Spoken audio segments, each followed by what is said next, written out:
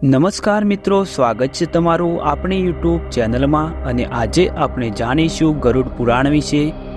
જાણો શા માટે વ્યક્તિ ઈચ્છા છતાં પણ મૃત્યુ સમય કહી શકતી નથી।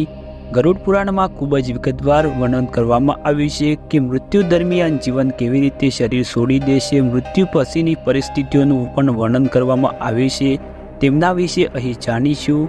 આપણા બધા જાણીએ છીએ કે જીવનમાં કોઈ ખાતરી નથી, દરેકને એક યા બીજા દિવસે મરવાનું જ છે। હજુ પણ આ પરિસ્થિતિ માટે પોતાને તૈયાર કરવામાં અસમર્થ છે। મૃત્યુનું નામ જ ભયનું કારણ બને છે। જીવનમાં મારા પ્રિયજનોનો પ્રત્યે મને ગમે તેટલી ફરિયાદો હોય, મને તેમને છોડવાનું મન થતું નથી। જ્યારે મૃત્યુ નજીક આવે છે ત્યારે પ્રિયજનોને પ્રત્યેનો લગાવ વધુ વધે છે। આવી પરિસ્થિતિમાં વ્યક્તિએ પોતાનું જીવન બલિદાન આપવા માગતો નથી, પરંતુ જ્યારે તેને લાગે છે કે હવે તેના માટે જીવવું મુશ્કેલ છે ત્યારે તે તેના પ્રિયજનોને ઘણું કહેવા માગે છે, પણ તે ઈચ્છે તો પણ બોલી શકતો નથી। તેની જીભ બધાઈ જાય છે। આવું શા માટે થાય છે તેનો ખુલાસો ગરુડ પુરાણમાં કરવામાં આવ્યો છે।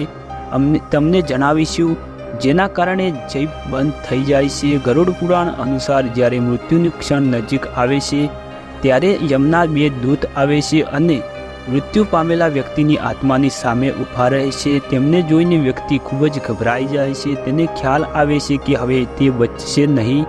આવી સ્થિતિમાં તે તેના પ્રિયજનોને ઘણું કહેવા માગે છે, પરંતુ તે અસમર્થ છે, કારણ કે યમદૂત યમપાશ ફેંકીને શરીરમાંથી જીવનને ચૂસવાનું શરૂ કરે છે।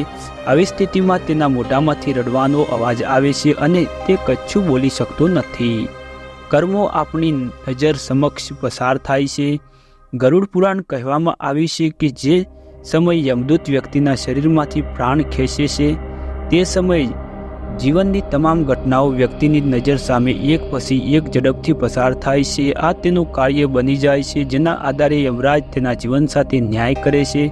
તેથી જ કહેવાય છે કે વ્યક્તિએ જીવનમાં ફક્ત સારા કાર્યો કરવા જોઈએ, જેથી તે મૃત્યુ પામે ત્યારે તે કાર્યોને પોતાની સાથે લઈ જાય છે।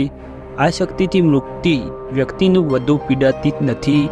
ભગવાન શ્રી કૃષ્ણએ પણ કહ્યું છે કે વ્યક્તિ પોતાનું કર્તવ્ય કરવું જોઈએ અને લાલચમાં ફસાઈ જવું જોઈએ નહીં। પણ પૃથ્વી પર આવ્યા પછી મોટાભાગના લોકો વહેમ અને વહેમમાં ફસાઈ જાય છે।